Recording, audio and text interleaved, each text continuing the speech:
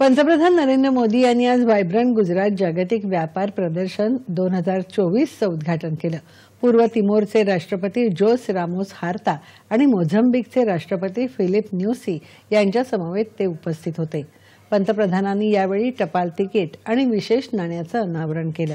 यानंतर पंतप्रधानांनी प्रदर्शनाची पाहणी केली। अत्याधुनिक तंत्रज्ञानाने युक्त अशी अनेक उत्पादनं या प्रदर्शनात मांडण्यात आली असून आत्मनिर्भर भारताची झलक पाहायला मिळत आहे।